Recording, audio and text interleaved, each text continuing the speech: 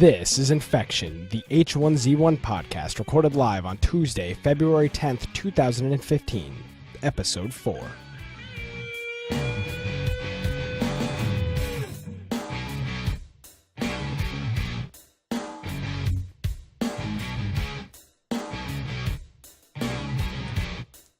Hello everybody and welcome to Infection. Infection is your source for the latest information on H1Z1.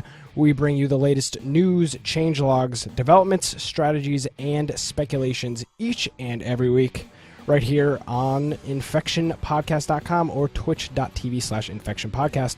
We're here live. It's a Tuesday afternoon. My name is Nick Craig. At Gamecast Live is my Twitter handle, and infectionpodcast.com is the website. But I'm not alone. Of course not. Of course not. Yep, I am Brian Aldridge, and if you want to find me, you can go to google.com/plus Brian Aldridge, or if you want to go to Bite of Tech, and it's BITE, like you're biting out of something, of tech.com. You're more than welcome to find me there. That has all of my contact information for Twitter, everything else. Yes, if you're interested in biting technology, Brian Aldridge is the man for that. So what's going on, Brian? Well, you and I, we played mostly Battle Royale this week, right? Yeah, it was kind of a, I don't know, it was I wasn't around. I wasn't around. I was setting I got a new computer, so I really wasn't interested in sitting down and playing for a long period of time. So Battle Royale a little bit this week, quick games and everything like that. But honestly, actually the server wipes happened this week, right? Since the last show. Yeah, so since last show, we did a day early, and I think they did the server wipe the day after we did that show. So we started out no gear, fresh spawns, all the bases were gone, and so when we went in there, we actually built another base in a different place that was supposed to be more hidden than last time, and we put some protections to where, we put some stairs and barbed wire and all kinds of things trying to block people from getting in like they did last time. And I went into there today and the exact same thing. They had broken in, taken all of our gear. And so those are definitely still broken. They haven't fixed that since the server wipe. So I was kind of frustrated. I didn't really want to go in and build another base or try to even get a bunch of loot to put into the storage boxes. And so we pretty much just did Battle Royale all week. Yeah, and it's just, honestly, I thought the whole server wipe thing was that what I thought was the big thing that they were going to fix would be like, all right, we're wiping the servers, now you're going to have, fresh bases and whatever else. But obviously, What happened the last time our base was raided? It was the chests, right? They stacked three chests and made like a stairway, and then were able to hop over the wall. Yeah, they were to make 3 of them, and this one all they did do was make one of those furnaces. And that makes it so they can jump over, even though we had put pretty much the ceiling from one of the small base steps. We put one of those right by the door, and we put the barbed wire. They're still able to destroy it, because I know arrows and the spears will destroy those things. And so they can pretty much just jump over there. So there's not realistically a way to actually protect your base yet. And I know that they're actually working on redoing the base system so that maybe it's a little more secure. So if that's the case, then Brian, in your opinion, is it even at this point in the game, is it even worth building a base? I mean, is it worth stacking up a bunch of loot to essentially just give it to another group of people? Because that's apparently what's going to be happening now until they've got that stuff kind of fixed. Yeah, I think a lot of people are actually avoiding bases, and they're avoiding messing with storing loot, because realistically, you bury things and they can be found by anyone. There's nothing to protect it. Anyone can come up, and it's just like having a chest sitting out there in the middle of nowhere. With a base, there's no way to protect it. There's still multiple ways to be able to get into a base, steal the items, and being that you have no protection methods, there's nothing you can do. Yeah. So I mean, at this point, honestly, we talked about this a few weeks ago, but actually, I think it was last week. Brian and I found a good group of guys on Walker Empire, the server we play on. They've got a TeamSpeak and everything. And, it's really fun playing with them. But if we can't guarantee any of our stuff is safe, I'm kind of just going to keep, for right now, for the foreseeable future, I probably just plan on doing my own thing. Like, I'll still play with them or whatever. But, I'm not going to pick up a bunch of guns and drop them off in this chest knowing that, all right, probably within the next 48 hours, somebody is going to place a furnace and a chest and, bam, they're going to have all of our gear. So who knows? Well, and that's one thing I noticed is they're not playing nearly as much. They're pretty much just staying away from playing the game. And I can see, because they're one of the guys, I'm friends with them on Steam. So he's not even playing the game. He's playing other games since it's been rated. So I know they're getting frustrated with it. You know, it's just not us. It's definitely a problem when you go in there and you spend a lot of resources, time, and then you're thinking that maybe they fixed something, and it goes right back to where you were, a week ago before the wipe. Yeah, exactly. So at least at this point, I think if you were to do the shovel thing, where you can hide stuff in the dirt or whatever. I mean, it probably at this best right now, Brian. It's probably best to have one of those little shacks, and then just maybe have like a shovel thing. I don't even know what the word for those are. Dug out somewhere near that shack and try to store your loot. No, I mean, you seem like you have just as good of a chance of keeping it safe there than you do. Well, people are less likely. They have to pretty much run over it to be able to see it. So if they happen to run over that place where you buried it, then okay, sure, they'll get it. But it's no different than the guys that are out looking for these bases, just knowing that, you know, as long as nobody's there protecting it, they're going to be able to get in. So you're actually a bigger target, and you're more likely to have all your things taken by putting something in a base. Yeah. Now, another thing to look at, which I thought of an interesting thing, like kind of an addition to the game, would be maybe like some type of electrical fence system that you could set up where even if all the doors are closed, you know, these people are hopping over the top, you throw some kind of electrical fence along the top, and, you know, if the users hit that electrical fence, it fries them and kills them. Also, I think that there are landmines in the game. Mm-hmm. So I would expect that you could start using those. They have the IEDs, landmines. If they could become ways that you could booby trap your base to where someone, if they're trying to get into not, you know, a way other than using the door, if they're trying to get in, that it would kill them. You know, that would be a good deterrent, not knowing where they can try to get in, where they can't, based on where the booby traps might be. Yeah. So obviously at this point, you know, personally myself, it's a little frustrating, but you know, I'm not going to not play the game because of it. I may play more Battle Royale, or I may just not bother with doing something with the base, but it's definitely not a turn-off for the entire game. I'm not going to sit here and go, screw H1Z1, I'm going to go play, DayZ or Rust or something like that. It's just, the whole dynamic of base building and grouping together in clans at this point just doesn't seem like it's a viable option unless somehow you've built a base somewhere where people can't place furnaces or chests or something to try to jump and glitch on top. This is one thing I was wanting to talk about. There's a lot of items that are in game that we don't actually know about yet. I mean, they are somewhere in the code that there are these items, but they're not actually showing in game anywhere. And so if you go and look at, they'll be in the show notes, but there are items like a bed. I don't know if you had a chance to see that, where what this is on Reddit, at least I've been hearing people saying we should have a bed to where it can be a spawn point. You can make it so that maybe in your base or next to your base, you can set up a bed that when you come back from dying or when you log in, you have the option to spawn at that bed. So that's an item that we'll have a link to the actual item in the wiki on Reddit. But that's our guess of what the bed is actually going to be, because it's something you can put in your bag and you can carry with you. And what would be the point of a bed other than that? Yeah, exactly. And that's a similar, like, I'm not comparing this, but a similar thing to Minecraft where you place, I don't know how much you played Minecraft, Brian, but in Minecraft you place a bed, you sleep in it once, and then when you die you respawn there. So that's kind of that system of respawning, which would be nice.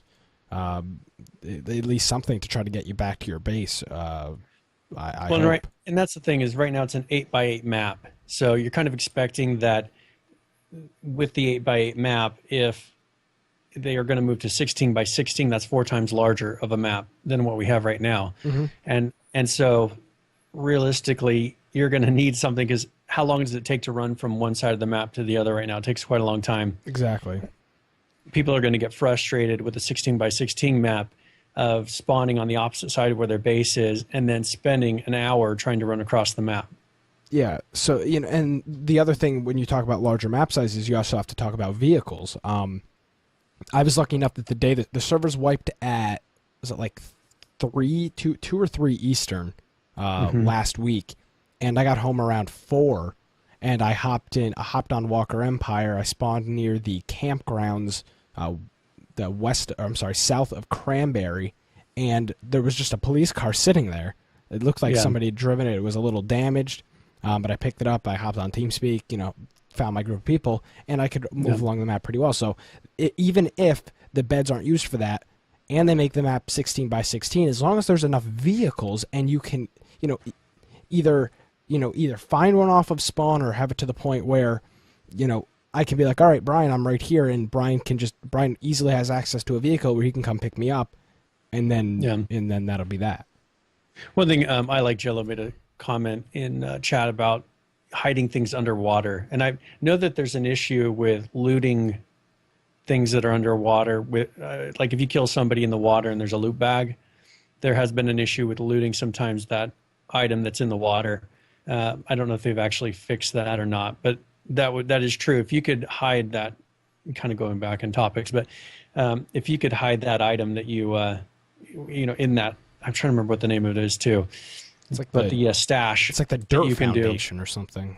No, it's something else. But yeah, if you can hide it in a hole that's buried under the water, they can't actually see it unless they stand right on top of it, because it's very difficult to see things in the water that are right below the surface. There seems to be an issue with that. Everything is, you have to be standing almost right on top of it at the moment to be able to see it. Yeah, so it's the hand shovel. And it's just but they call it something else. What is it that they call the actual hole? Does it say? That's what I'm looking at. I'm on their crafting recipes, and I don't see it. Yeah, but yeah, it calls it something else. So here's some other items that I found that are going to be good, and they're not actually implementing them yet. But there are new arrow types, and so they're going to have an exploding arrow and a flaming arrow. And I'm kind of assuming that the flaming arrow maybe is for setting a base on fire, perhaps doing damage to a base, maybe making those barrels explode. A stash. So there, I like Jello. It's the stash. Now the other thing, Brian, quickly, I'm gonna jump on this. The flaming arrows. Now you talk about a vehicle, which if they really want to go like zombie thing, and really trying to go PvP with this, you stick a vehicle with like 2 or 3 flaming arrows. Gets to that gas tank, and or maybe you just have to hit it in the right spot. It punctures that gas tank. There goes that car. I mean, there are a whole lot of possibilities. You're talking about the barrels, bases, trees. You could even light bushes and stuff on fire, possibly with something like this. So there's a whole lot. I don't know if they're going to go as far as like in Minecraft where you can set the whole forest on fire, because I don't think they want to affect other people that much. But I think they will make it so where what would be kind of fun is if you shot the gas station, and this would probably be abused too much, but imagine if the gas station exploded, if you did something like an event. That would be kind of fun. So they've got that, the new flaming arrows. I know that they have more crafted bows that they're going to do, because right now we have the very basic bow that you build and then a standard bow. They are going to be making some better bows, because they have in the list of items the strings that you can make that are higher end strings for the bow, and there's a couple feathers that you can use for the better arrows here. They have those items in there, but you can't actually craft with them yet. So they are going to be putting those in, and it'll be interesting to see how comparable a high end bow is going to be to a gun that you can get. Yeah. With like, imagine if you have a high end bow with these exploding arrows, is that going to be comparable to a shotgun? Exactly. So, because right now, honestly, the bow and arrow is a joke. It's extremely hard, at least in my opinion. I've had no luck trying to shoot it with any accuracy. It takes way too long to pull the arrow back, and by the time you pull the arrow back, somebody's already punching you in the face, and they're going to kill you. So if they can somehow do something with that aerodynamic where it makes it a whole lot easier to use the bow and arrow, because I've had zero luck with it. I get punched every time and die. Now, another thing that they have that's on the list of items is a flashlight hat. And this is... all right, I like the idea here, but I've never used Imagine running around and trying to hide from people, and you've got this flashlight hat on But your I've head. never even used the flashlight in the game. It's never dark enough. It's not like DayZ, where the nighttime is so dark that you need a flashlight. It's even in the middle of the night in H1Z1, it's still bright enough to see what you're doing. I personally have never used the flashlight. instead of either dropping it or scrolling through my inventory and having it accidentally pop up. Well, and I'm assuming that this is because right now it takes an inventory slot, and if they can have a pistol, a shotgun, and an AR, who's going to equip the flashlight? Exactly. So this is a way that they can take that flashlight from being an equipped spot to putting it on your hat. You have the option of putting it on your hat, and then there's got to be a key that'll turn it on and off. Yeah, toggle options, I would hope. But I mean, this would be funny because I mean, it tells you pretty much right where to give a guy a headshot. Yeah, aim for you know, the if white he's got light. this flashlight sitting on top of his head. So it'll be interesting to see if it's actually used, if there's a reason that they would use it. Make it dark enough, as you said, maybe in the caves, make it dark in buildings at night to where you actually can't see. So then they'd actually have a use for flashlights again. Yeah. Now, handcuffs is something that they have in the game, but they don't have available. And that's a big thing in DayZ, being able to arrest someone, capture someone. In the game, there's actually a jail in one of the camps, I think at the northwest side of the map. In that little camp that has some walls around it, there is an actual jail in that camp. That's cool. But you can't close the door. I don't think you can close and open the door. Well, So not yet. but that'd be interesting to see with the handcuffs, you know, if you could capture that, if once they get clans together, having you truly be able to fortify that base. It'd be interesting to see if then handcuffs will become something where you can handcuff someone, lead them to that jail, lock them in the jail, because it's one character per server. Yeah. So without them committing suicide, how are they going to be able to get out of there without someone coming and rescuing them? Or, you know, it'll be interesting to see with the clans, someone gets captured and they can get their clan together to be able to get people back into the, you know, get them out of the jail and get them back to their base. Yeah, now the one thing that I see, at least with my experience with DayZ, with the handcuffs were just a total troll tool. You know, you'd have a group of like 3 or 4 people with 3, 4, 5 people, maybe even with weapons. They'd stroll into a town. They'd find somebody. They'd say, you know, turn around or we're going to kill you. And they handcuff the guy and they, you know, put a bag on his head and terrorize him for like 10 minutes. And then they just kill him and they leave. So I don't know if it's actually going to be taken seriously in this. I imagine it's just going to become another troll tool, which I'm perfectly fine with. Well, and this would be really good for those role-playing servers. The people that are really into that, to where they're not going to truly troll. They're going to act like it's a totally serious situation. I mean, this is for RP. This is what they like to do. So I think that would be a good thing for them in this game. You know, it must, as you said, be a troll tool for the PvE servers or PvP servers. For PvE, I can't imagine they probably won't even let you use them. Yeah, they would have to do something to hope. Yeah, because at that point you'd just have people trolling PvE servers. Which I mean, imagine if you can't kill someone, but you can handcuff them forever, and you can never get the person unhandcuffed without a key. Yeah. So now they have parachutes. I know there are parachutes when you land in Battle Royale, but it's not really an item that you can put in your bag. These are actual items that you can carry in your bag for parachutes. So I was kind of curious, how are they going to use these? Is this something that you can jump off the mountain and parachute down? You can climb up to the top of the radio tower and glide somewhere. It'd be interesting to see how they're going to actually implement this. Or is this just something they put in the game so that they'd be able to show the parachute? But why would they have 2 parachutes? Yeah. They have an invisible triangle parachute and then a regular parachute. So I'm not sure. Yeah. Why would they put 2 parachutes if that's all it is for, is the Battle Royale? Personally, as the game sits right now, unless they added something like planes, I don't see how you could use the parachute. I mean, even the mountain, I don't think you can't get enough speed to even do anything.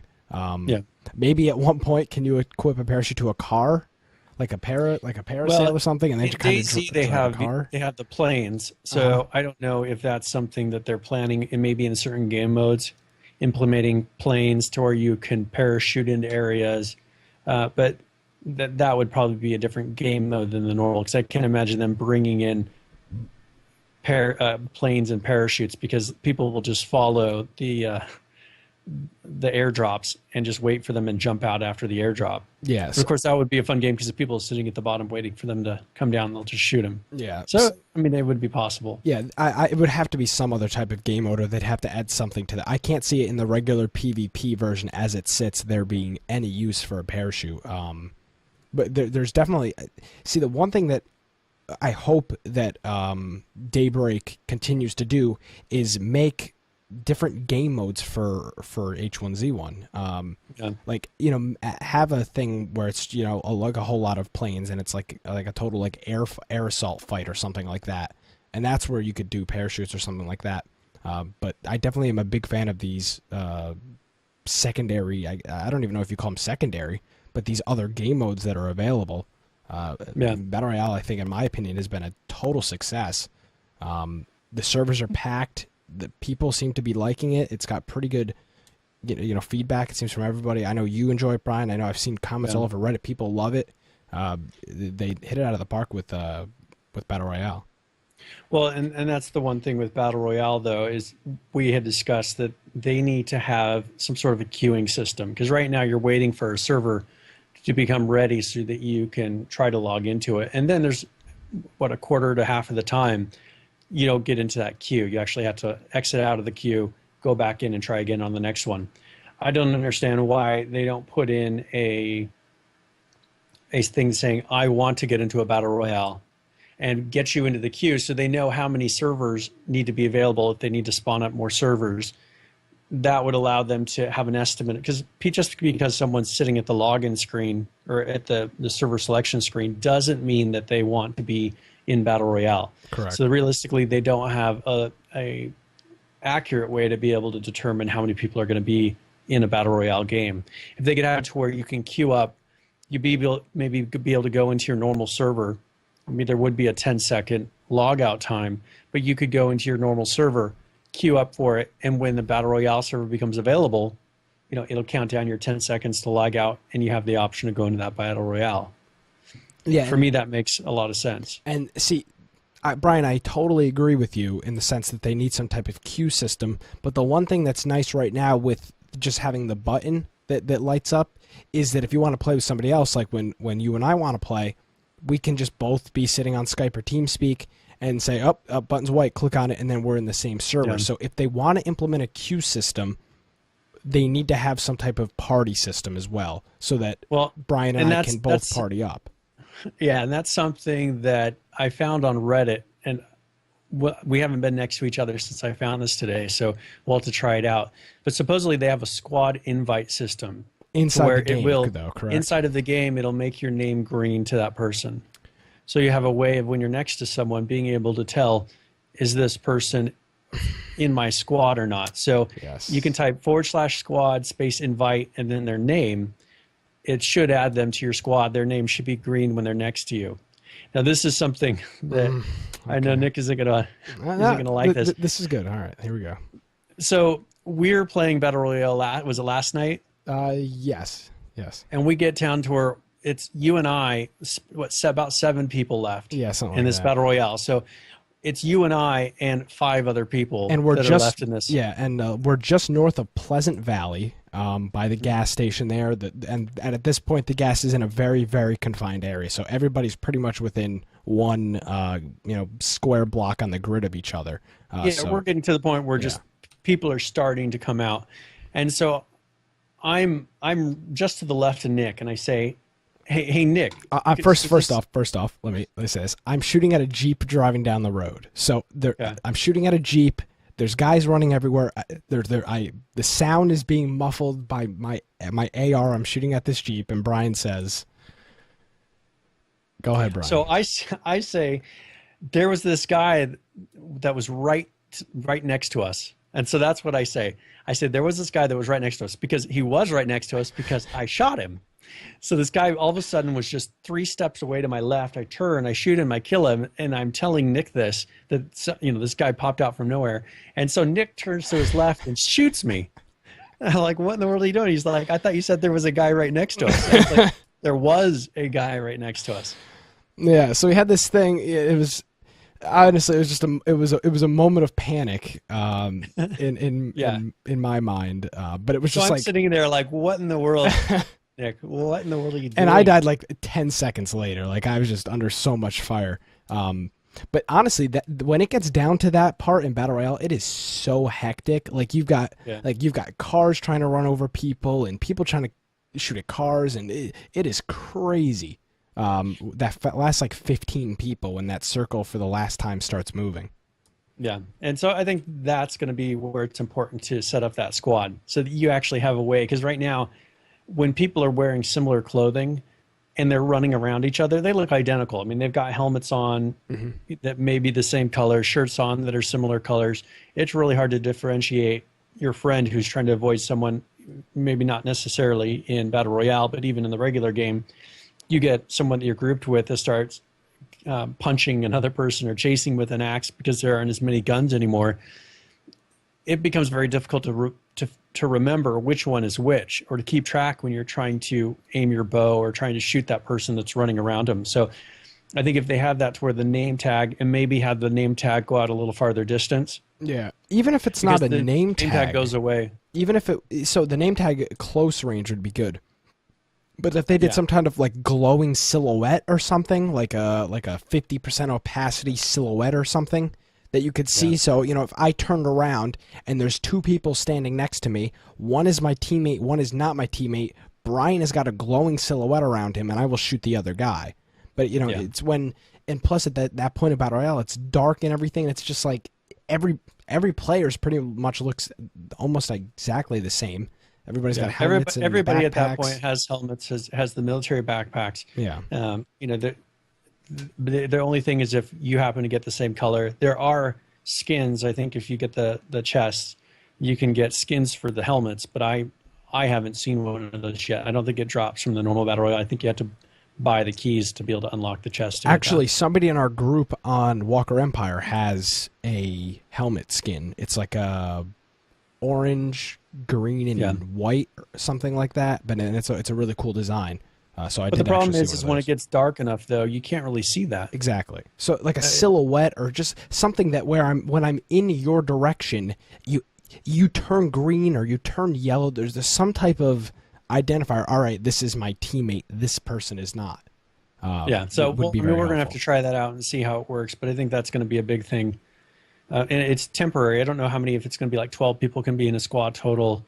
I think with this, there's going to be a limit. It's not like you can add 30 people or everybody that you consider in your clan to this. And I think it goes away. So when you die, it doesn't persist. Which is fine because Or honestly, with logout, it doesn't persist. and honestly, I wouldn't really use the squad unless I was playing Battle Royale with somebody. Yeah, server side, when you're in an actual game, you're normally with a large enough group of people where you're not going to kill somebody sitting next to you. Yeah. But definitely in Battle Royale, it would be very, very helpful. So I'm sorry, Yeah. O'Brien. I'd like to publicly apologize to you For shooting me. for shooting you in like the last 10, which I apologize. Yeah, no, that was our opportunity. Two people. Anyways, we'll leave that behind. Just hopefully it doesn't happen again. We'll have to try. Brian's going to kick me off the show. We'll try try the squad. So now one thing I ran into when I was in game was this camper in the game that has two doors. And you said you never ran into that. I did not. But there's this camper, and I don't remember exactly where it is, but it's just outside of a cabin. And you open it, and then there's another door there, and then you open that door, and then you can go inside. And there's a vine to where one of the developers actually finds this, and he's like, "Oh," because this was a bug that was reported. So Adam Clegg says, "I think I found why you have to open two doors." And he takes this camper inside of the editing system and just drags it forward, and there's another camper sitting there. Yeah, so it's if you've ever done any the Vine will be in the show notes, but if you've ever done any 3D modeling, you know how you've got that box with the X, Y, and Z axis arrows. So he drags like the axis arrow, and then there's one identically right under it. So I guess that was a that's bug. the mystery solved. Yeah, I mean it was a bug, but it was more of a glitch in them adding something twice. So that's something that those little things, and that's one reason to go onto that issue tracker and post those things, is because without a person who actually works for them, or a beta tester, which we are the beta testers, noticing these things and mentioning it to them? How are they going to notice that without going over and double checking all their work? Oh, they won't. And even if they double check their work, it's going to be a visual check. They're not going to be like, oh, well, why do we have 2 campers here? So, yeah, and I think that that's something where you go on there. It's a low priority, but one of them will be curious and like this, go look it up and say, okay, this is a quick fix. Now we have our patch notes from February 3rd, and I think the 5th and the 10th. So we actually have had quite a few patch notes. One thing I wanted to mention, though, is there's a new shirt available, since we've been talking about some of those skins. But for people that were playing pre-wipe, so pre-last week, there's a shirt that's kind of a greenish, not a dark green, but a little bit lighter than the green shirt I have, that says, "I survived." I think it was PW1 or something. Is that what it is? I actually have an image here, so let me pull it up. But it says, "I survived." Yeah, PW1, and then it's got some bullet holes in the back of the shirt. And I think that that's kind of making a joke at the fact that there were so many guns pre-wipe. Now, I've been going around and looking. I found one gun when I first went in, a hunting rifle, and I've been trying to find another gun since then. I gave that gun because another guy in our group had bullets, so I just gave him the gun rather than saying, "Give me your bullets." And he was weird and kind of ran off after a while chasing something, and so I just left it. But that's the only gun that I've seen in game since then, as far as to loot. I've heard people shoot guns. I actually haven't seen anyone, I think, since then with a gun. Yeah, so that's that's funny. Now, where do you get that shirt? Did they give it to everybody? Yeah, so everyone who's been playing before last week will get one. I didn't see it. Are they out yet? Because I didn't see it in my account. Yeah, no, I have one. So it won't be in your account. It's going to be in those skins to the left. Yeah, so that's what I mean. That you can apply. Yeah, you should have one in there. Okay, I'll have to double check. I honestly didn't see it. Okay, that's good. I thought it was something like I thought they were just giving it to certain people or whatever. Yeah, no, that's something that they've given out, and so I think that if you go in there, it should be in there. I know that I think they are doing it. Aren't they doing a patch tonight? I thought they were going to be doing it because they have the changelog for today. I would assume they'd be rolling that out if they haven't already. Yeah, the changelog for today. Let me quickly double check this. I believe it's at they did it at like 3 a.m. Pacific time. So, crap. Let me see if I can find it. I can't pull it up right now, but they were doing it. They posted it last night. I saw it at like 9 o'clock Eastern, and it was for, I want to say like 2 or 3 a.m. Pacific time. So I think the patch is already out. Oh, okay. And now, I did notice some of the things. I guess we could start, because I would have noticed some things last night, but let's start at the early ones, because that's something that came out, and it came out the day after we had our show because we did it a day early. One thing they did is, I guess the first aid kits and bandages were healing vehicles. I never had tried it. I did see that. I guess that's like a hammer. It's an alternative to a hammer, but yeah, that was a problem they were having, that people were going in there and able to heal their vehicle with a first aid kit. One thing that they've done since then is they stack the ammo to where it's less per stack. Much less per stack. Because you were going to where you would get full stacks of ammo. I would, within half an hour, have hundreds of bullets for whatever it was. Yeah, they made it so there were less guns, but then all of a sudden everybody had just tons of bullets for a couple of days. So they cut down the stack dramatically. I mean, it's to the point where you literally find like 4 or 5 bullets at a time. You would be finding full clips, and now you're finding maybe 6 bullets if you're lucky. Which is also another thing we talk about. Getting killed off spawn as a fresh spawn. I think this is a tactic for them to try to cut down on that. Unnecessary, bloodshed, because, if I've only got 15 bullets now, I'm not going to waste 4 or 5 bullets shooting at Brian, who's running across. He's obviously a fresh spawn. So maybe this is some type of tactic to try to nerf that and be like, all right, I'm just going to let this guy go because I'm not going to waste half of my ammo on this guy that's no threat to me at all. Yeah, and it has gotten to that point. I'm not getting shot at nearly as much, and I don't know if it's because there are less guns or people are picking and choosing to use their ammo more wisely.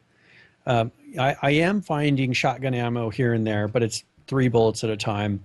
Um, I haven't found any like of the guns, but I have been finding the 45 ammo. There is ammo out there, but it is fairly rare, and so usually you die before you actually find a gun to go with that ammo. Mm-hmm.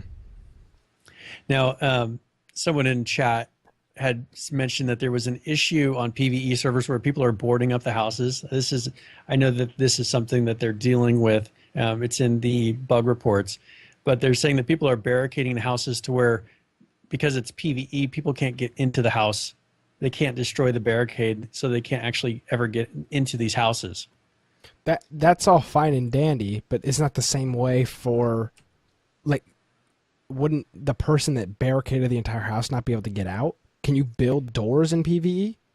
No. So then I've never seen a player-built door on a house. So if that's the case, then they're literally locking themselves inside the house. Or they're building it outside and nobody's getting the loot. So what they could do is be blocking it and then doing a respawn so that they show up somewhere else, just so that nobody else can get into that house. So just to be mean. So it's a troll thing. It's not even them just trying to like stack the loot for themselves. And one thing I've heard of is them taking those boxes, like at the police station, stacking at the basement of the police station, stacking 3 of those storage boxes at the door, so people can't get inside. I mean, things like that. Yeah, which is actually honest. Like, I imagine if I played PvE, it would probably upset me. But me not playing PvE, it's actually really funny to see that people are just like totally destroying that experience. Yeah. So that, I mean, that's just all stuff that'll obviously get worked out over time. Yeah, and they're really going to have to work on the barricading and bases. Yeah. Did they wipe all servers? Did PvE servers get wiped as well? Okay. That's good. Yeah, so PvE servers, because if you went to a PvE server, there were just bases all over the place. People were just building bases left and right along, in the middle of the roads. It would be impossible to drive a car down the road on a PvE server, because people would never be able to destroy those structures, and they wouldn't be able to. I mean, there's nobody to stop them from sitting there and building these structures, because you can't go and shoot the person to deter them from standing in the middle of the road building these things. So that's one thing I notice on PvE is there's just structures everywhere. Yeah, and obviously something like that just totally destroys the workflow of that game. Yeah, well, at least that server. Now that there's vehicles, you could never drive down the road. I knew that there was a bug with the landmines where it actually could kill people in a PvE server, but I think they fixed that. Yes. If I remember correctly. So a few other update here notes here. Adjusted the amount of durability lost when worn equipment was killed. Does that mean when you're wearing equipment and you get killed, the durability of that? Because when you get shot at, your backpack and stuff loses. Yeah, durability. So that's what they're saying is if you shoot somebody and then go loot them, you're going to have lost durability on those items that you're looting. And it was very drastic. It would be to the point where the guns were almost unusable after. I mean, you may kill somebody that had a gun, and you would pick it up and you may get like 10 shots out of that gun before it gets broken into scrap metal, because the durability was just so drastic when you got lost. And they also adjusted the amount of durability lost when you fire a weapon. So, as you're firing a weapon, you're going to be degrading it, and eventually that'll just turn into... I don't know if it's 1 or 2 scrap metal, but something like that.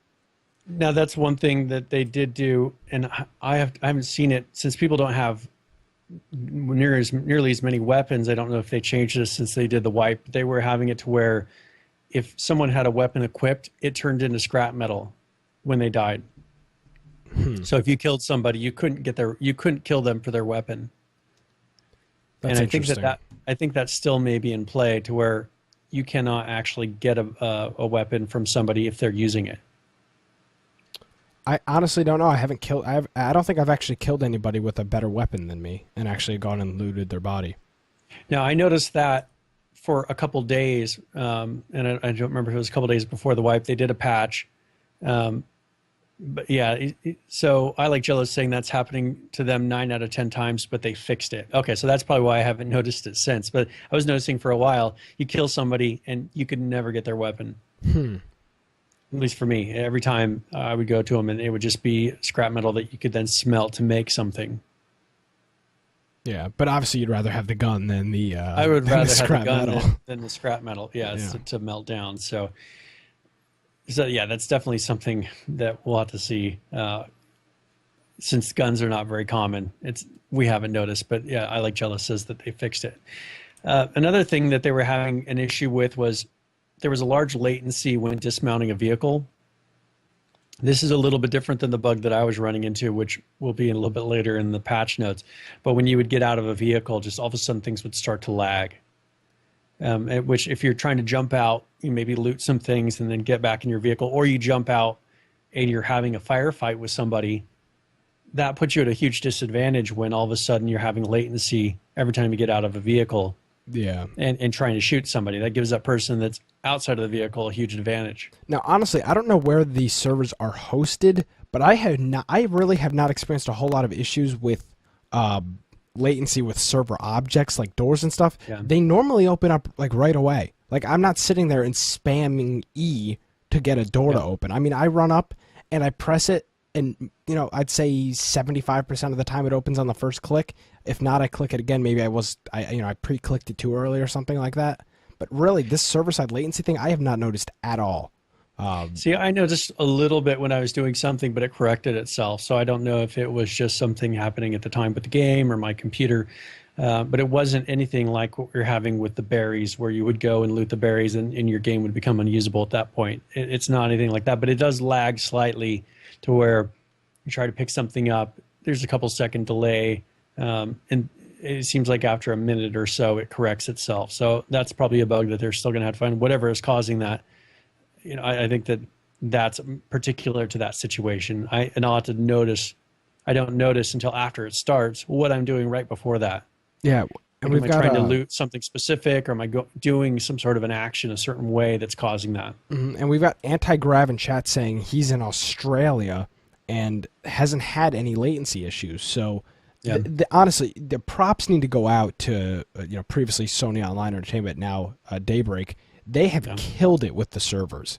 They have been unbelievable. I don't think there's ever been an alpha game launch that has been so stable server wise.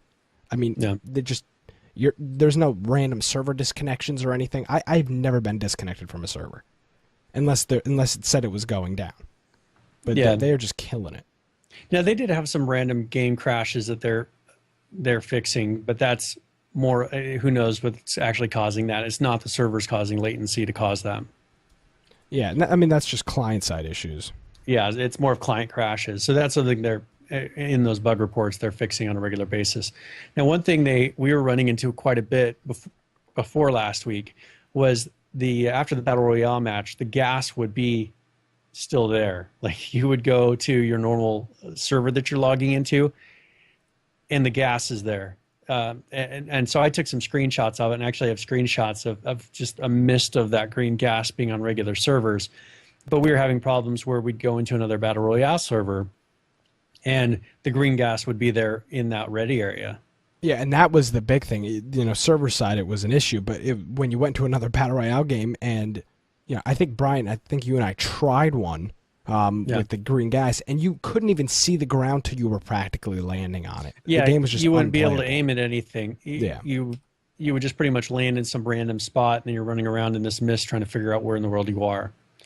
So, and another thing they did is adjusted the toxic gas damage. I think they actually lowered a little bit, because I was running into the problem, and I remember telling you this.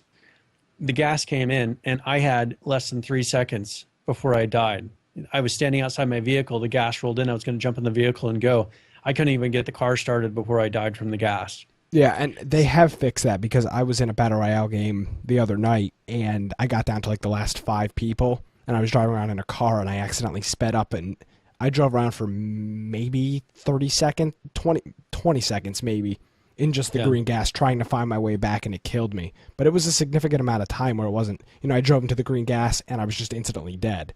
It was a significant amount of time. I think that they've adjusted that just about right, because today I was in a Battle Royale, and the green gas came to where it was all around me and it went ahead of me, but I was able to run and just get outside of it with about 30% health. And so it's just enough to where you can get, and if you keep on running at that point and maybe bandaging every little bit just to get your health back up, you can keep ahead of that gas to be able to get to the center, before the time. It's just enough time for you to be able to get ahead of it if it catches up to you, but it's not to where, it seemed like before we were sitting there waiting for the gas and you couldn't even see it rolling in. It rolls in fairly fast, but I think it's just about the right pace now to be able to keep ahead of it if you're not in a vehicle and you're on foot. Yeah. So now we're going to go to the February 5th patch notes, which is the largest patch, at least that I've seen in a while. This was a 3 or 4 hour patch, and this was the one that was right wipes. after the server wipe. Yeah, this was the server wipe patch. So when all of these new updates in this patch came out, right after these servers had reset. So one of the first things, which was actually funny, you would see in Battle Royale a lot, you could set the auto run, which is the equals or plus key on your keyboard, and you would sit. So you'd be in a sitting position at the same speed you would be running. So people would be kind of like see people sliding around the entire map. They fixed that, so now when you sit, it cancels auto run, which I don't think was a real problem. It was just kind of looked funny. They fixed a bug where players can interrupt the equip actions too quickly. I did notice that, and they did fix that because I noticed that when I was equipping stuff, I was interrupting that action when I wasn't trying to. I was just trying to do other stuff. So now that action finishes before I can do other things. They fixed an issue where ammo counts could become incorrect if you interrupted a reload action. I did not experience that. I don't know if you did, Brian. But I would never would have known. I mean, you'd have to sit there and notice. Yeah, you'd have to be really paying attention. If you had 6 bullets left, it would make a difference. But before this patch, or before this patch from the wipe, there were so many bullets that you wouldn't really care if you lost some. Mm-hmm. So I think that's where people were having so many bullets before this that maybe this bug was happening, and so few people noticed because maybe they had a few ammo in their bag and they actually noticed this happen. It may have happened to us all the time, and we never would have noticed because we always had at least 200 bullets. Yeah. Now another issue, or at least another thing in this patch, is like a sound thing that they fixed. So they fixed a bug where objects making noise above or below you in a multi-story buildings will now be properly attenuated. So now it will sound like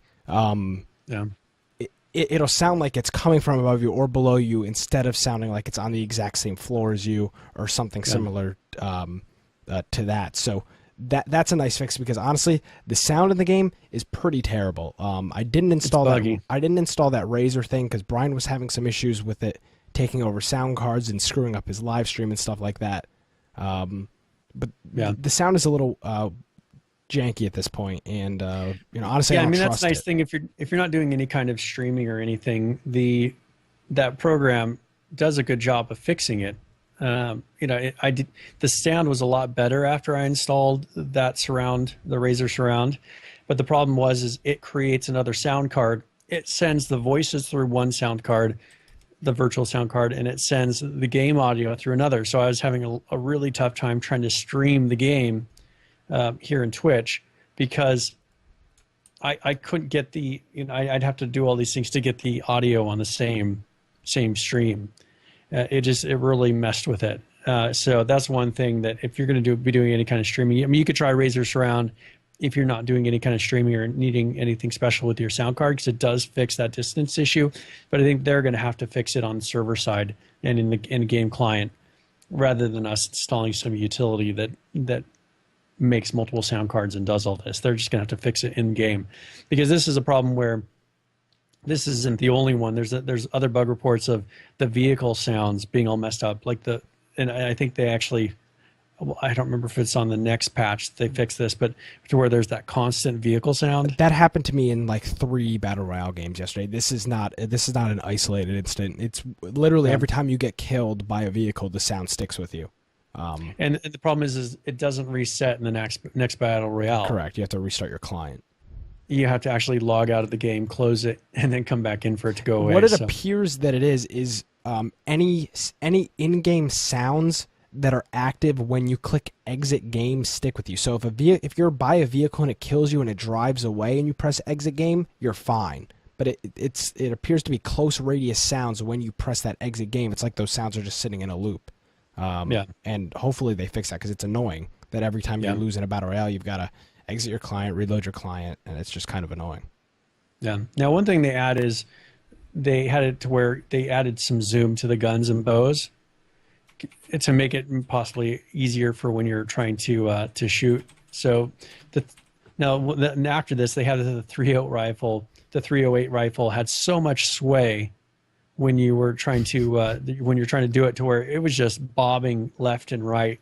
It was almost impossible to shoot something that was a decent distance away. Yeah, pretty much unusable with the scope at a long distance. So your player was shaking so much, and the sway was just. You were just taking a guess when you took a shot. You were just hoping maybe you hit something, maybe you didn't. Now, and this is something that I'll try to notice with the bow, but since I haven't really messed with the gun since this wipe, other than in Battle Royale, I'll have to really pay attention to that amount of zoom. So when you're using the iron sight, because it seemed like before it was kind of difficult to shoot someone that was far away, because the iron sights seemed to get in the way more than they were helping, because they could move left or right and they're in that iron sight. And so it was almost easier just to shoot from the hip and not use the iron sight, because you could see where the person was moving and where the bullets were landing. Yeah. Now, one thing, Brian, this is just a really quick question for you here, and I'd be interested in any feedback in the chat here. But I feel like me playing Battle Royale more and more, and I'm having more experience with guns, because in Battle Royale, you always have a gun. I feel like it's made me much better at the game. And you know what? I feel like you maybe asked me 2 weeks ago, how confident are you if you were to get in a 1v1 fight on a server? I would say I probably wasn't too confident. My shooting was just not the best in the game. But now that I'm playing Battle Royale more and more, and every game I have, normally an AR and a shotgun, I'm shooting more and everything else. It's making me so much better, when it comes to actually, PvPing in a single, or in this case, a multiplayer game. I don't know how you feel about that, but I just feel, last week you may say, would you win a 1v1 gunfight? I'd say probably not. Now I'd be leaning way more towards, I have a pretty good chance at winning a gunfight now, because Battle Royale has made me so much more competent with the guns and trying to compensate for them or whatever else.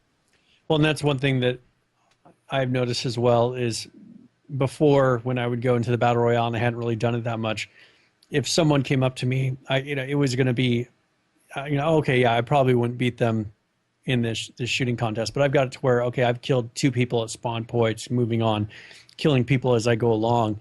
It's become much more of a natural thing. I think a lot of it was, I wasn't always out chasing people trying to shoot them. Some players, that's what all they do in the PvP servers, is go out and look for people to kill.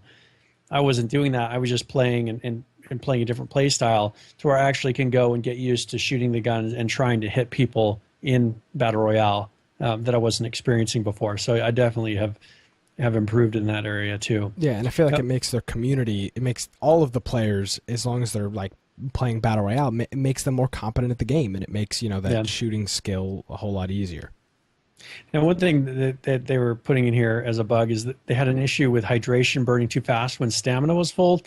That seems like they're still playing with all those numbers, but it would be odd that when you're at full rest, why are they making it so your hydration drains a lot faster? It's kind of like the bug where when you were driving in a car, it treated as if you were running that fast, and so they made your hydration and your hunger drop that much faster. That's actually which makes no sense. That's a good one. I'm sorry. That, like, when I saw that bug report, I was like, wow, that's like totally that went totally over somebody's head. That's pretty funny. So that's an issue. I mean, they're still fixing all those things. They keep adjusting to where it's not so much. A lot of people on Reddit were complaining that it was a berry picking contest. You're pretty much just sitting there trying to eat berries and running along, because at one point in the game, those things were draining so fast that you were constantly looking for, and there wasn't a ton of food in the game when the spawns were all broken. You were just constantly looking for berries, and then you have to sit there and eat 20 berries just to get your health, or get those numbers up to maybe 20, 25%, and then continue running along. So that was becoming a huge distraction from the game.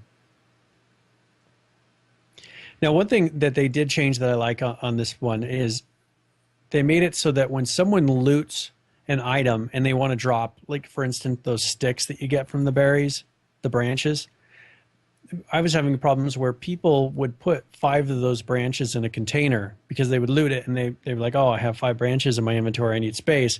And they dump all of those items into that container and then it never spawns anything again because there's no space in that item for that spawn to happen. Yeah, I did notice that as well. So I think that that's something that having it to where if you're going to drop an item rather than going into the container like the chest or the cabinets, it actually drops it at your feet. So you can't put things in those containers to mess up the spawning. I think that's a really good idea. So that's one thing they did fix. Plus, it makes it someone drops something, you can see it. It's not going to be hidden in something. You can see whether they dropped a shirt or they dropped an item. It's going to be right there. Yeah. Now, the quick little side note here. One thing that is really nice that I haven't experienced at all yet. I don't know if you have or anybody else in the chat has, but I haven't experienced the problem where I drop an item for somebody else and it glitches through the world. That was a huge problem in DayZ. You would drop food for your friend or a bandage for your friend, and it would glitch right through the world, and they'd lose it. Well, and you saw that I was having a lot of problems with me glitching through the world, but I never had an issue with items. I mean, you gave me a pistol once and some ammo. You gave me shirts and stuff like that, and I was at no point was I like, wow, I'm totally gonna lose this. There's a 50% chance that Brian drops this pistol and it totally glitches through. That hasn't been a problem, which is actually really nice. Now, in this, as far as the world, they are adjusting those vehicles still. So they've been trying to adjust it to where it feels more natural. We were doing a battle royale last night. It seems like the police car still has some issues with stability. The Jeeps seem pretty good. I flipped 3 Jeeps in battle royale. Yeah. I don't know. I mean, honestly, I can actually drive pretty well in the game. Like, I don't hit trees and stuff, but the biggest thing was when you would go up an incline and you would turn. That's when it was. Yeah. You'd be going up an incline and you'd press, A on your keyboard or whatever to dodge a tree, and you'd hit something wrong, and then the whole thing flipped over. And it just kind of destroys battle royale because you're already at this point, the gas is already moving in. Now you're sliding down a hill backwards while your vehicle's blowing up, and it's just like, here I am. Well, and I was having an issue with flipping, and that's why I quit using vehicles for a long time. And you keep saying, I'm going to go look for a vehicle. I've avoided vehicles because for a while there, every time I get in a vehicle and I would get out of the vehicle, I would fall through the world. I mean, I just got tired of, I'm like, I'm not going to get a vehicle because I've gotten to the last 10 in these battle royales constantly, and I'm in a car, and every time I get out, I die. It's not like I actually got killed by anything. I'm just falling through the earth, and it sits there, and I have to sit and watch the end of the game unless I actually log out. So that was a problem for me. Now, there was an issue with the /respawn on PvE servers. I've run the command on the PvP servers, but I never tried to respawn up on a PvE server. So I'm assuming that they were treating it like you were trying to kill yourself or kill a player in this term. And so they wouldn't allow you to do it, I would assume. Mm-hmm. I never tried it. So I would imagine that it probably just didn't work. And so they were talking also with self-damage on PvE servers. The players may be the source of damage to themselves without mitigation. So it seemed like it was just having issues. They didn't count in those numbers for doing damage to yourself. Yeah. Now, one of the biggest things of this patch, in terms of servers and battle royale and everything, is that it made player names reusable across servers. Yes. And on the servers that it's named still must be unique. But now, for example, I could use Infection Podcast on 3 different multiplayer servers, and it would let me. You can only have one name per server anyways. You can only have one character right now, at least. Yeah. One character per server. So it's like having a unique. I have the same name on every single server now and every single battle royale. Yeah, but the biggest problem was battle royale. I was at the point where I was doing Infection Nick 6 and 7 and 8 and 9 and work my way up to 30 and 40 because every time you get in a waiting screen on battle royale, you have to type in a name. So it's nice now that I can just type in, and I've got a quick 5-letter name that I have. I just type that in, It's not ever taken, and I click create, and I'm right in the game. So that's a huge thing. Yeah, that was one of the biggest things with this. It was just not having to make up another name. I mean, you just got to the point where people just were hitting characters on the keyboard, and that was the name in game. So I still see people that do that, and I don't know why. They're still random characters. Yeah. Now, one thing, and this is something that we had mentioned, I think in the last patch notes, was that cleaning up the gas after matches. So they must have fixed that for real. They may have dealt with it, but it didn't seem to do it. But they mentioned here again, and then gas damage reduced. So they must have reduced it even more. Yeah. Now they also fixed the thing where certain points of interest not getting reported when players entered. I don't know what that is. I don't know if well, and they don't go into a lot of detail in these patch notes, so they don't actually say fix certain point of interest. And maybe they mean spawn points, like there's different spawn points or something like that. Maybe it's not spawning, because the issue used to be it would spawn a lot of people at the same spawn point at the similar time. So you'd spawn in as a fresh spawn, and there'd be, like 5 or 6 fresh spawns by you. So maybe it could be saying, hey, it didn't recognize that someone was spawning right next to you. So it may have not said, hey, here's a person who spawn the next person farther away. I'm assuming that is probably what it was. Yep. Because you'd have 3 people spawn the same spot, and you'd have someone just instantly punching you. Yeah. Now they also fixed a few other things Brian was just talking about. Limited players to 1 character per server, which is definitely nice. They made some recipe changes, and going into the recipe. I mean, there's a pretty big list of them. Yeah, the recipe. I'm still updating these on the website, by the way, because there's so many. They did a bunch of recipe changes. The makeshift shovel recipe now requires some new stuff. It's now a metal sheet instead of a metal shard. The storage container recipe now requires more materials. There's a whole bunch of things here, but one of the biggest things they did was they changed the bulk of items. Yeah, canned food is now 25 when it was previously 100, and this was a huge thing if you were a fresh spawn, because if you didn't have a backpack, one of your slots, which was the waste pack, is 100, so you could only carry 1 thing of food with you.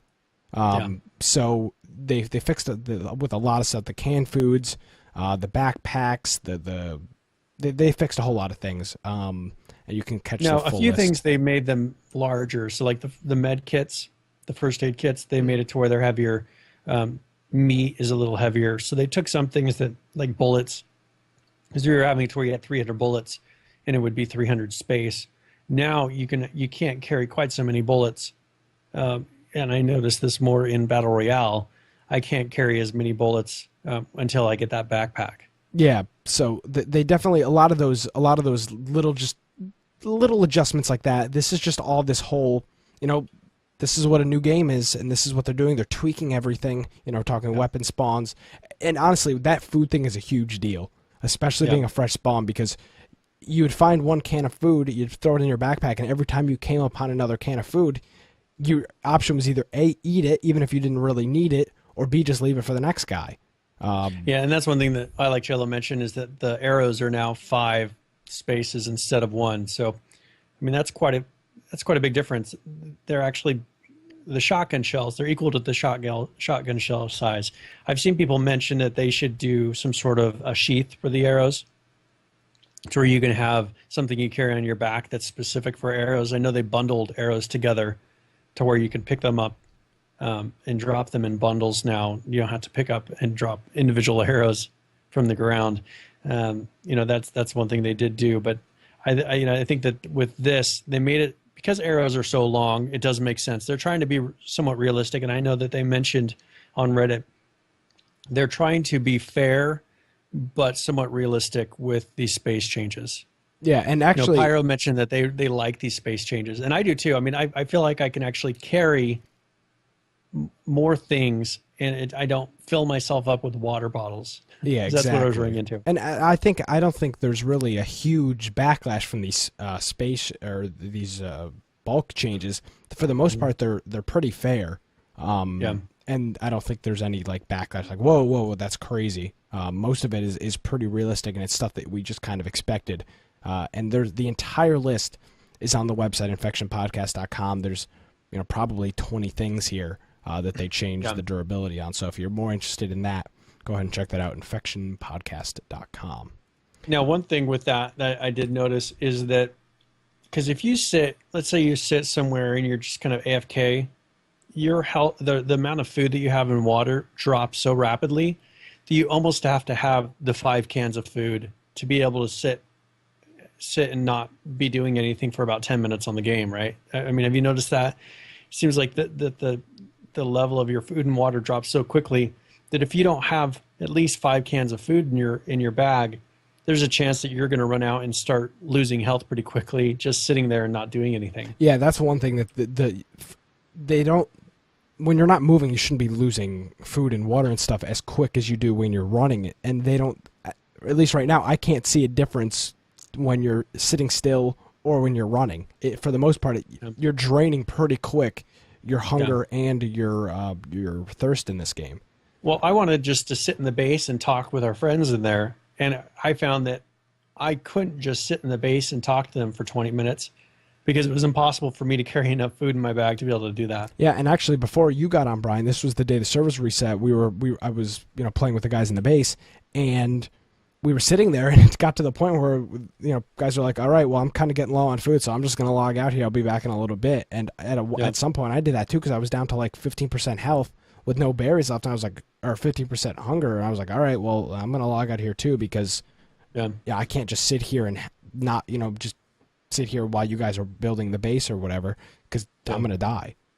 Well, and that's something that they're going to have to adjust so that they can have that clan. I mean, I keep harping on the clan, but they need to have it to where you can just sit there and hang out with people and have fun without being like, "Oh man, we've been sitting here messing around, in the base for 10 minutes. All right, let's go find some food." If you build your base far away, you're going to be having to keep storage boxes of food there just to be able to. It's not like in real life to where you can go half the day without eating. I mean, when you can't go 10 minutes, 15 minutes without eating, that's for me is a little bit rapid. Yeah. So now we're moving on to the February 10th patch, which the servers went down at 3 a.m. Pacific this morning, and they were down for 2 hours. This wasn't a huge patch. This was just some little stuff in here. The backpack frame recipe now requires wooden sticks, nails, and metal brackets. The framed backpack recipe now requires a backpack frame, a spool of twine, and 8 pieces of cloth.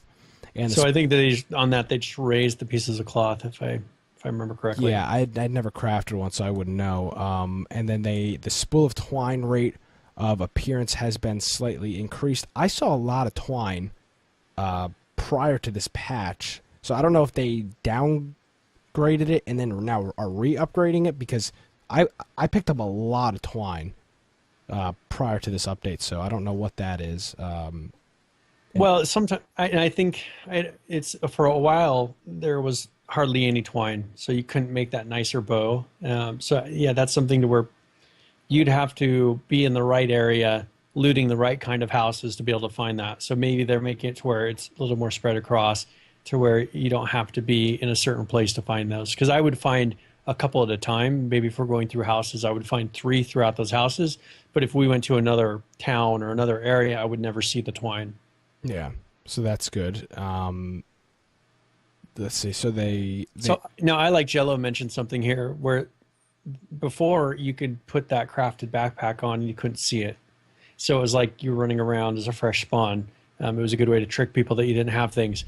That's one thing that they did do, is they made it so that it looks like the satchel. And that for me is kind of strange. I don't think that a framed backpack, it seems like the icon for it is a satchel with some lines and string around it. I think framed backpack is maybe, I don't know, maybe when I'm looking at it as they had the icon for the military backpack. So when I think of the framed backpack, I think of something bigger, but maybe that's what they envisioned, is that little bag that you're carrying now. It's just like a satchel, but it just looks slightly different than a satchel. Yeah. Which seems strange to me. Yeah, I'm not. It should look something different. I agree. because it's not the satchel at all. It's very, very, very different than the satchel. Another few bugs they fixed here. Applying an account item to an inventory item no longer resets durability. So I guess that was a glitch that you could have done there, that you could have reset your durability. You would have had to have done it with shirts and hats, and maybe the helmet. People that had the skin for the helmet, if their helmet was taking damage, they could apply a skin to it, and then it would be full health again. But I never noticed damage on shirts, so it'd have to be the helmets. Yeah, is what they're and actually. This just talking all goes about. back to this Sony online issue tracker, which is just like, I don't think nobody probably would have noticed this. There's no executive at Sony would have been like, oh, hey, I just did something to my helmet here and it's got full durability now. This is why this whole community support and community involvement thing is so important to the game, so they can fix little bugs like that and get them all sorted out. Now, one thing, and they're talking about here with the spears that were being thrown, if you threw the spear and then you would pick it up, I think it would reset the durability.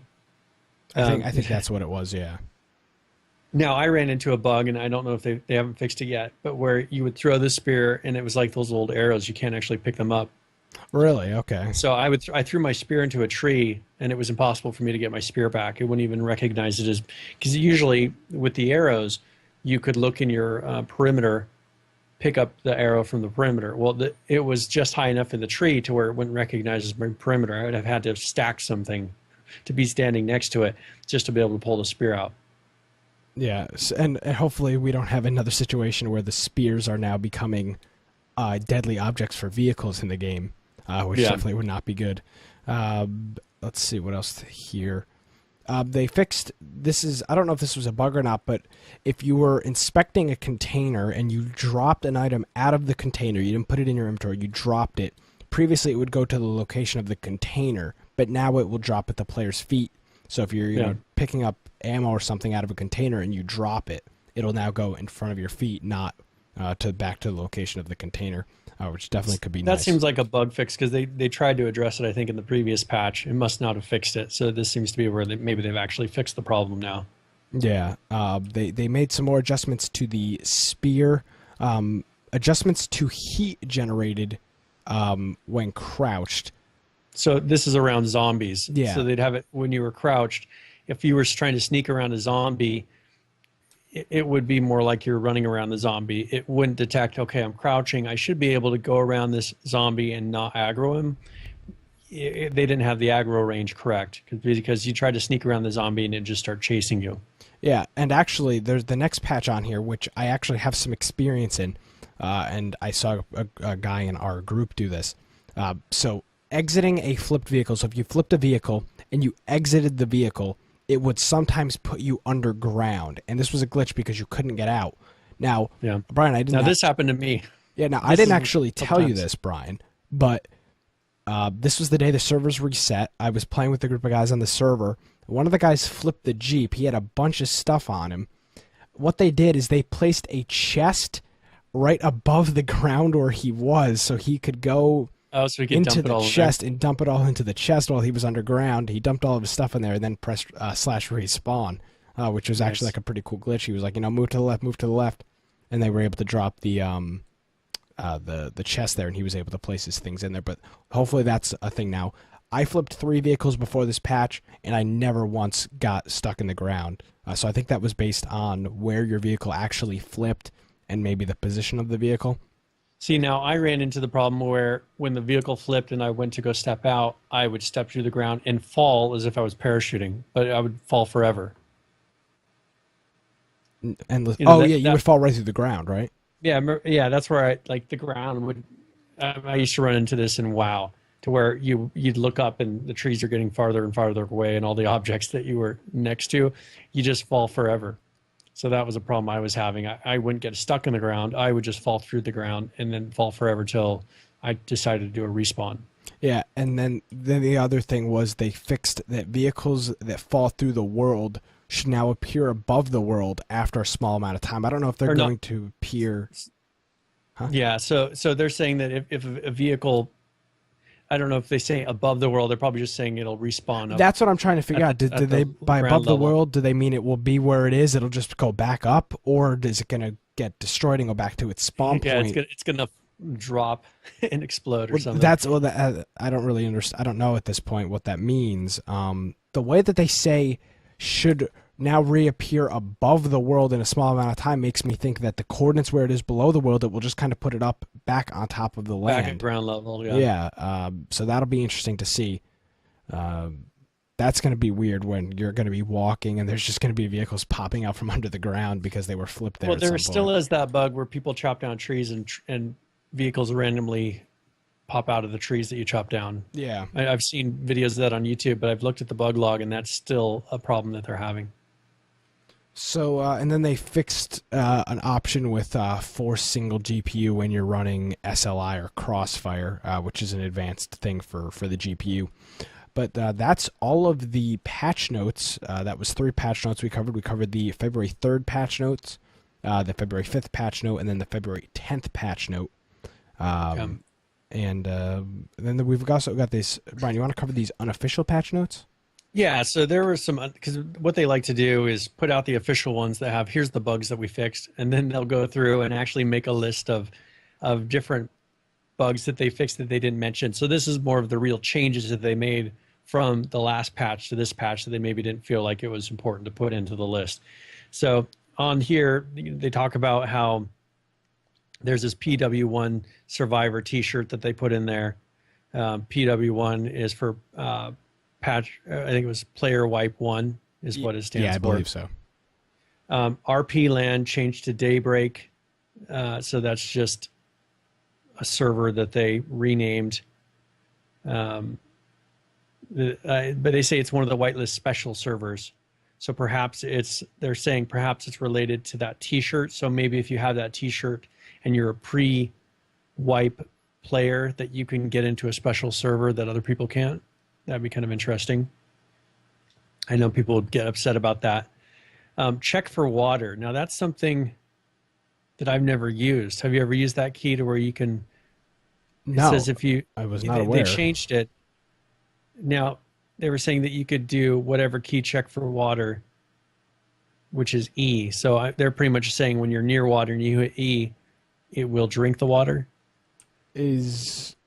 Okay. So can you now drink out of? Can you just now drink out of rivers? Well, they just said key here, so perhaps they're making us can program that key. Does it say check? It doesn't say drink. It just says check for water. Because now you can't drink out of the lakes, can you? You have to you have to bottle it. Yeah, and maybe that's what they're looking at. Possibly. That's kind of open-ended. I'll have to look into that and see what I can find. Yeah. They said that name is reserved, so that's just a locale thing. Maybe they're saying that there was an error message where people would try to type in a name when they're creating a character and it would say it's reserved. There was no water in the tank. So these are all just text changes that they did.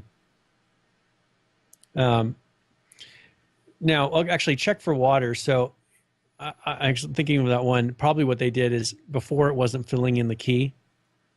Okay. Maybe it just said key, like they didn't put the text in there. That's probably it. And so now it fills in E, which is check for water. Okay. That makes more sense. They were having an issue where with shirts descriptions, they were changing how the bold parts of the shirt. Those are just text changes. They show an image in here of that new I Survived PW1 shirt. They fixed some textures with the flooring that were having issues. So these medium white tiles, and I ran into this, it was like flashing when there would be, I think it was like a carpet, and then they'd have it on top of this wood floor and cabinets. You just have this crazy flashing carpet.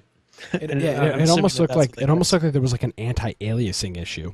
Like it was just maybe they got super weird. A little bit too close, so when you moved around, it didn't handle it right. They actually tell you how much resistance something has against a rifle, a bow, or a shotgun. People are talking about how the bow on here, they can damage things like barbed wire with the bow now.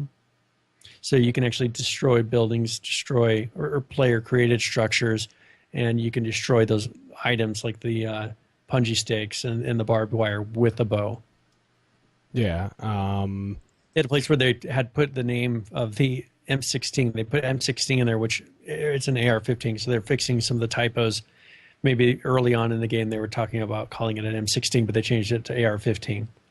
Yeah, they did some other stuff with items. They implemented the separate model for the framed backpacks, which we talked about. Modified something about corn mash, and then modified... Which we haven't seen in the game, so maybe that's why they're keeping it generic, because they don't want to give it away, but they fixed it. Yeah, and this says modified again in quote, or in modified again, the bundle of wooden arrows. Don't know what was modified with it, but something maybe like that was the graphic modified. or maybe the weight of it. Yeah, or maybe how it bundles, like bulk wise. Let's see. So these are just a lot of like miscellaneous changes here. This is a UI change if the character creation fails in an unusual message or stuff like that, and then added an error name reserved thing, which you talked about before. So just kind of just a lot of housekeeping things. Nothing that's dire important to the gameplay or anything. Yeah. But just stuff that is... And there were some spelling errors, like they spelled business wrong. They made it... When you would hit the metal door of a camper with like a axe or something, it wouldn't do the right sound. It wouldn't sound like you were hitting metal, so they fixed that to where the camper door is defined as metal, so that when you hit it with something, it actually sounds like metal. Yeah. There was a thing with the spear where when you had your spear, you're holding it, it would say, if you didn't have it in a throw position or attack position, it would say 0 of 1 ammo. And then when you had your spear ready, it would say 1 of 1 ammo. But you can't equip multiple spears. So that was a bug that they fixed. Kind of an odd thing. Yeah. The way the animals move, they fixed that. One thing that I don't know if people have noticed, but do you remember early on there were birds? There were, yeah. Those gone? They took the birds out because they wanted to fix how they behaved, because they weren't happy with how they looked. Interesting. And so they just turned off the birds. Another thing is, have you noticed rain lately? No, I have not. Yeah, so they turned off the rain because it didn't look how they wanted it to. And I ran into a problem because for me, it was just lines down my screen on a heavy rain. So it was like unusable or unplayable or whatever. Yeah, it just didn't look right. It was more distracting. And so they turned off the rain, they turned off the birds, and so they'll bring those in later. All right. Well, let's see. I think that there was a lot of patch there. That fifth patch, the wipe patch was insanely long. So that, let's see. We covered all the patches. So we covered 4 patches in there. Now, the one thing I was going to mention, and we mentioned this a little before, was that Razer Surround. If you're going to install that, check to make sure everything still works afterwards. We've been talking about that. It does fix a lot of in-game sound issues, but it will cause issues if you have to have specific things for your sound card. So if you run into that problem, uninstall the Razer Surround. That's what I did, and it fixes those problems. But you will run into weird little problems in the game. Yeah, at least for me, I've got some more of like a complex audio setup. Honestly, it's something for me. It's just something I'm going to stay away from, at least right now. Honestly, they shouldn't be piggybacking on that though. They need to fix their sound. And I'd say that's a pretty top priority right now. I know there's other things that are more important, but when I'm hearing a plane from halfway across the map, it's like, all right, at what point is this kind of stuff going to be fixed? Yeah. So that's things they're going to have to deal with. As far as the recipes, I'll be going through this week and fixing all those on the website. We do have our keyboard controls, which are really helpful on the website, because I run into things where, how do I do that? Like move my, I think it's the F key or whatever, to move the little indicator, because my mic stand goes right to the lower right of the map, where that's supposed to show. So HUD or whatever. The little HUD. I've died because I wasn't watching it because it's blocked. So I drag that to the left. So if you're trying to figure out keyboard controls, I've seen some on different wikis and they don't seem to be as clear. They're not actually the ones in the game. I've taken the ones from the game and put them on the website, so those should be pretty exact. Yeah, now if you're on the website, it's infectionpodcast.com. Under resources, there's a whole lot of things under there. We've got a link to the I think that H1, let's see, we've got everything on here. We've got the map, which is the H1Z1 map, which honestly, Brian, I don't know about you, but I've been using less and less now because I'm at the point now where I kind of understand the map, which is nice. So Yeah, I kind you of know where can I spawn am. in some weird areas once in a while, but like when I really will use it is if when I get to the point on now you just look at the sky for battle royale, Yeah, let's talk about but if that. I get to where I'm really trying to figure out that exact point where I'm looking at the map, I'm like, okay, where am I exactly to this? Mhm. To try to get to that right spot so I can crouch down and kind of wait. I'll look it up on there, but for the most part, since they've incorporated that map into battle royale, I'm like, okay, I know I need to run west, and I'll start running west. Yeah, so now Brian goes more directional based, and for me, the grass comes in. There's like you look at the sky, and there's just like a pocket of blue or purple sky, depending on what time of the day it is. And I just normally beeline it for that. So different strategies and stuff like that work. But under the resources tab on the website, we've got the server statuses, which cover all the servers. Brian did a really good job on the keyboard controls, and the crafting recipes are great.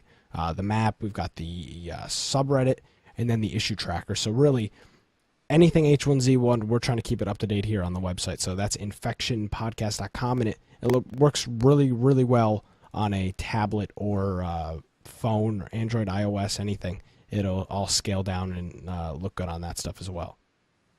Yeah. Now, one thing is on we have a TeamSpeak server, so if you guys, any of the listeners, want to have a TeamSpeak server so that you don't have to talk and risk having someone hear you in Battle Royale, you're more than welcome to jump on our TeamSpeak server. It's infectionpodcast.com. We have some channels that are dedicated to groups for H1Z1, so you're more than welcome to jump in there, take one of those channels, use it as much as you'd like. We've got 512 slots on there, so we're not going to be running out soon. Yeah, now I like Jello saying something interesting in chat, and we talk about strategy on this show. It's more than just, patch notes and stuff, but he's saying don't wear helmets in Battle Royale. The pixelation from long range makes you stick out. And I honestly didn't think about that. That makes a lot of sense.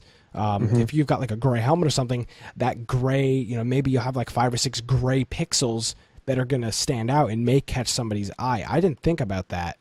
Yeah. Well, now that's one thing that I find myself doing is sticking the helmet in my backpack and then putting on like that beanie, which I can color to be the same color as my shirt, just so there's that less standout for me. Because I've noticed that, I usually, for me in my Battle Royale style, is I try to hide and maybe find a bush to get in or something like that. So I'll get in that bush and crouch down and just wait. And the red helmets, the white helmets, and even the gray helmets, for me, stand out too much. Yeah.